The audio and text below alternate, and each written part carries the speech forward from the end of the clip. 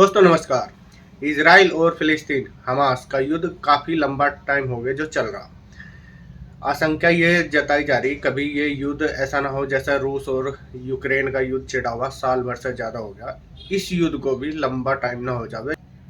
दोस्तों इजराइल का और हमास का अभी एक युद्ध विराम हुआ था जिसमें सशर्त कुछ बंधक छुड़ाए गए थे, जिसमें कुछ इजराइल के थे कुछ फिलिस्तीन के थे। दोस्तों ये जो 4-5 दिन का ये युद्ध विराम था, इसमें पहले ही स्थिति साफ कर दी थी इजराइल ने। उन्होंने बोला था भाई मैं ये युद्ध विराम केवल एक औचित्य भर के लिए कर रहा, इसका मेन ये नहीं रहने का कहाँ हम हमास के ऊपर कार्रवाई नहीं करेंगे। दोस्तों इजराइल का साफ साफ कहना यह है जब तक हमास जिंदा रहेगा, जब तक हमास का एक एक आतंकवादी जिंदा रहेगा तब तक उस देश की जो अस्तित्व है उसकी सुरक्षा पर खतरा बरकरार रहेगा। तो इजराइल तो बिल्कुल नहीं चाहता। दूसरा इजराइल के ऊपर इतना दबाव है अमेरिका का और भाई दूसरे जो अरब देश है, क्योंकि युद्ध का स्तर अब जा जमीनी ज़्यादा बढ़ गया। गाजा के अंदर जितने भी हॉस्पिटल थे वो ज़्यादातर तहस नहस हो गए। और दूसरी बात यह है जितने भी आतंकवादी जो हमास के थे गुट थे उनके ये आरोप लगता था भाई वो अस्पताल के नीचे सुरंगों जो है उनमें छिप कर रह रहे थे। कहाँ तक यह सच्चाई सही है या गलत है ये अलग बात है, लेकिन इजराइल के सैनिकों के डर से वहाँ के जो लोकल पब्लिक है वो अपने घर छोड़ छोड़ कर जाने लगी। गाजा से तो निकल के कहाँ जाएंगे। दूसरी तरफ मिस्र है जिसने अपना गेट बंद कर लिया था शरणार्थियों के लिए।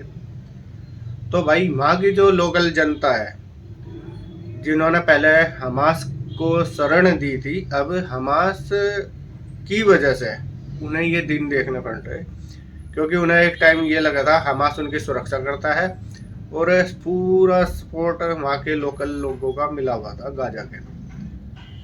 तो अब जब उनकी जान पे आई आफत तो उन्हें घर बार छोड़ना पड़ा। उनके जो मकान थे वो गए, अस्पताल थे वो गए, उनके बच्चों की मौतें हो रही इस युद्ध में, परिवार वालों की मौतें हो रही। तो हमास के जो आतंकवादी है उनके पीछे रह गए वो हमला कर रहे इजराइल के सैनिकों पर।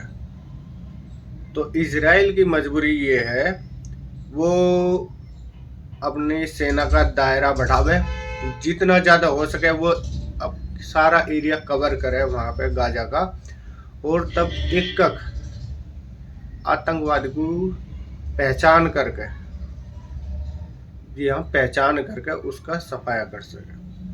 दोस्तों इजराइल की जो अपना नीति है आपने देखा हो, इजराइल का एक एक दुश्मन चाहे किसी भी देश के कोने में बैठा रहे वो जीवित नहीं रह सकता यदि वो इजराइल का दुश्मन है। जो हमले की शुरुआत करी थी वो हमास के आतंकवादियों ने करी थी।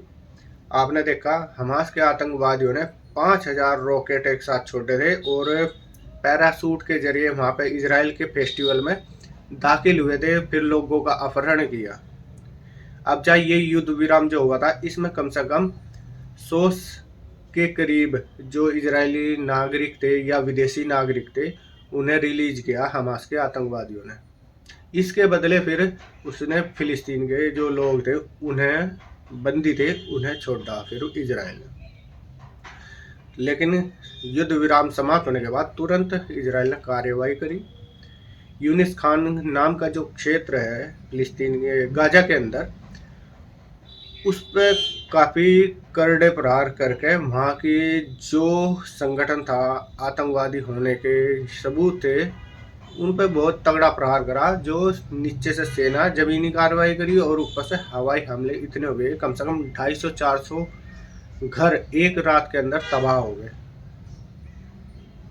तो इजराइल तो बकसने के मूड में नहीं है और आशंका मैंने पहले भी कहा था ये जताई जा रही है युद्ध लंबा ना खींचे, क्योंकि फिर अगर दूसरी तरफ देखा जाए युद्ध खत्म होने के बाद जो गाजा के लोकल पब्लिक है वो कहाँ पे रहेगी।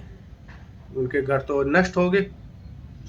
तो ये तो पूरे विश्व को देखना, जो ऑर्गेनाइजेशन बनी हुई संयुक्त राष्ट्र संघ आदि है, इन्हें देखना है। तो भाई ये आज की ताज़ा न्यूज़ है इजरायली और गाजा युद्ध की, हमास के युद्ध की। दोस्तों वीडियो पसंद आए तो शेयर ज़रूर करें। धन्यवाद। राम राम।